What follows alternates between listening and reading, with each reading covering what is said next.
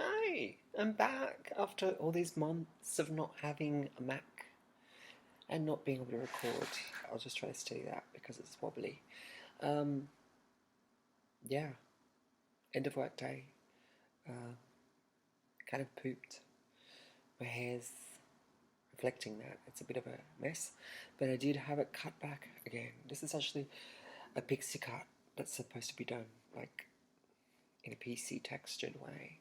So I wanted to share some news I have since we last spoke, if you want to put it that way. Published some more poems in the Adelaide Literary Magazine 3, and they come from Loop Vertigo. They're kind of set. I'll put them down below in the link. And tomorrow, I should say May 1st US time, 2 poems of mine are coming out in a journal that's called Book of Matches. So I'm really looking forward to that. They're also from Loop Vertigo. I'm quite proud, especially of that particular journal, choosing 2 of my poems um, because it's a very innovative journal and the poems are kind of deep. Well, they're funny and deep and weird, but they're close to my heart. So, besides that, around the Easter period, I wrote a short story called Mirage. I might spend this weekend trying to flesh out another short story I've been thinking about fleshing out, which is called Apartment 11, a body horror story, and a story about haunting, but we'll see, because writing fiction takes time, energy, and commitment. So, back to poetry.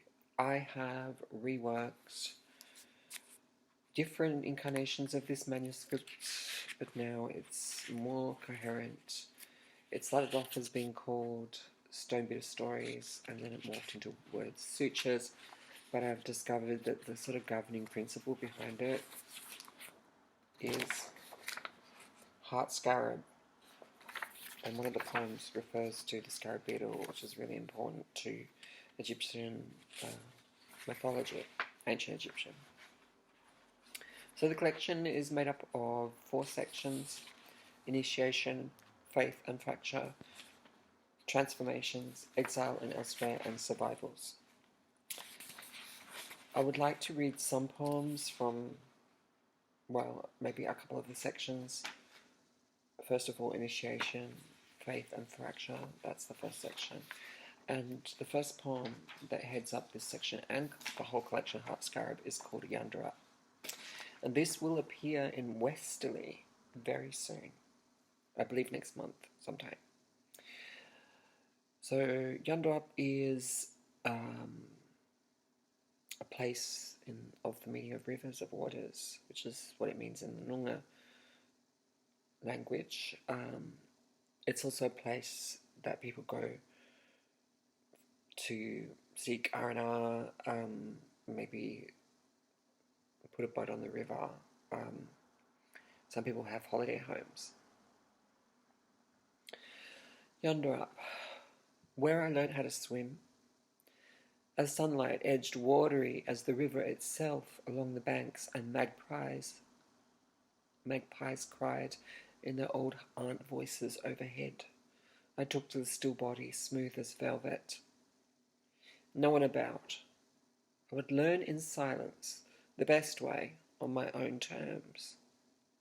My feet smarted on crab claws and all manner of objects, a bed of nails under river's dark embrace. An astronaut unloosed from the burden of earth, though not quite, gravity's pull still obvious, but more a faint echo of home, an anchor useful when coming to shore. It was like being suspended in blood. Life stared all round. Every ripple daring reflection dashed by my fingers as I pushed out a newborn fish. Clammy-fleshed, I swam for hours, well into night, away from the holiday house, our uncle's clambering touch. I was free from that for once.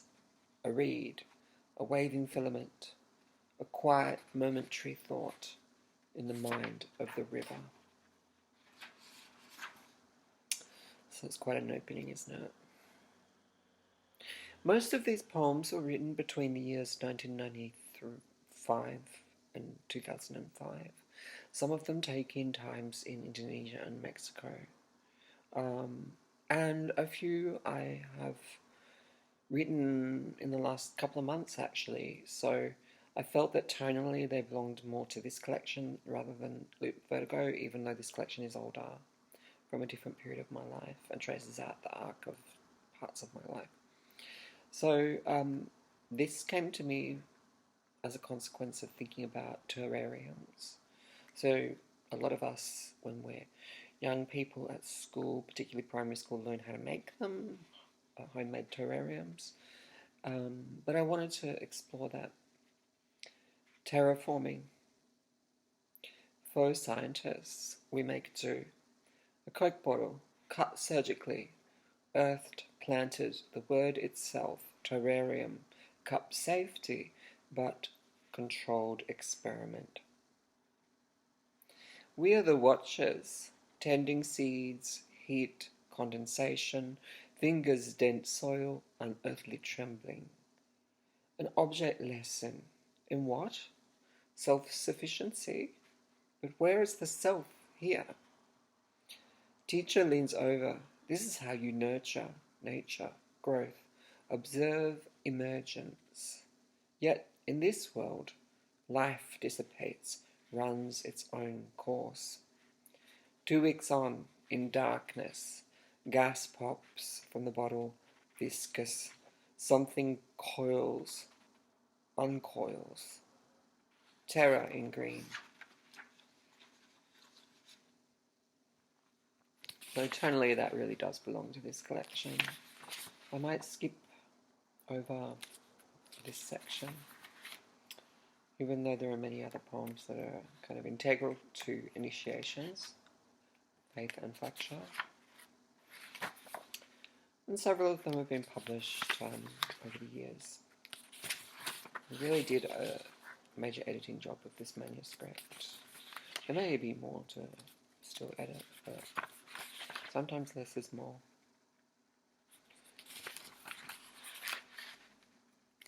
Okay.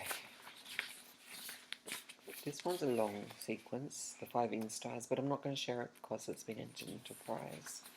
And I don't know if it will win, but I'm pretty sure I'll be able to place it somewhere.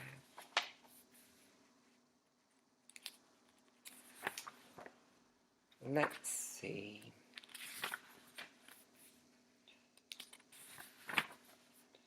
Okay. Lantana. We used to have a lantana bush at the back of Banyard Avenue in Kelmscott. And that was a place we rented from church folk. It was a relatively big property, but out the back there was a big lantana bush that was entangled with another bush. I think that was a bougainvillea. I have a photo where you can see them in the background, but I used to sometimes go within that tangled set of branches and bushes. And I was thinking a lot about the lantana. Obviously, there's a film called Lantana that's Australian that works with that as a space of death and disappearance. But I wasn't thinking specifically about the film. Maybe I was thinking about entanglement. Anyway, let's see. Lantana. The hive has 1,000 compound eyes. Each splayed petal burst, red, amber pulsation. The hum, the drone invades. There is no division between body, sap, sweetness, and rot. Toxic berries our mother warns against, ensconced in a wooden labyrinth that gashes at the skin. Open wound, communion. Here I offer my blood, a drop drawn out, spun filament. Something germinates in the wound, the earth's tinnitus. Bees, ants, praying mantis, already mirrored, turning in the mass, enmeshed in a wall. There is no exit. Tight bud, wasp, or gnat. Light scattered outward. So that's a pretty intense poem, I know. It's also new and an addition to the section Transformations. I do have a couple more. This one's called Imprint. A young foal reads her mother's stripes like braille. How did I find you? Would I know that face, that cough, your weird walk in a metro station packed with people? Others say, just one of the flock. But you stood out. In the multitudes I looked for you, as Jaime Sabines wrote. I memorized those lines, a musical hook sung back to you. I couldn't unlatch. There are other songs, well, poems really. I want to go back into singing class about relationships. This one's pretty interesting. Crouppette. So crouppette was often used back in the 60s and 70s for children that had severe respiratory stress. And I remember as a child actually being put under one in the care of Dr. Hobday. And it's basically this huge tent that is flooded with oxygen, and you have to sit in there while you bring down your respiratory stress. Obviously, children with croup and other, not just asthma, used to be treated this way. Crouppette. You pitched a tent at the centre of my life. Everything bent about it. I had to tiptoe around us. Awake, you were suddenly off, spikes up, head turned across oceans. I stopped, holding my breath. Then a wind swept in, hot northerly.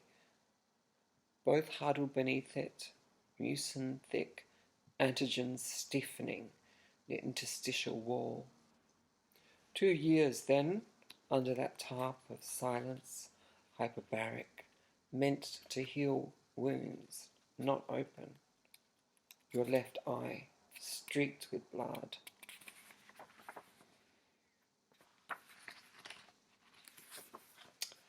So they may not be the most representative poems in this collection, which traverses a lot of ground. I guess if I were to choose 2 more to read, it would be transcriptions from the flight recorder, where the scarab beetle comes up, and the 5 instars about silkworms. But I'll leave it at that because I don't want to give the whole game away. But let's say that I will be submitting this manuscript very shortly to press here and possibly a press overboard. Am I going overboard?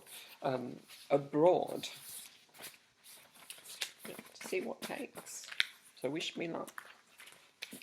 It's not for everyone. Poetry and the value of poetry is very subjective. Anyway, thanks for listening, and wherever you are, take care. Put a like or comment below. Thanks.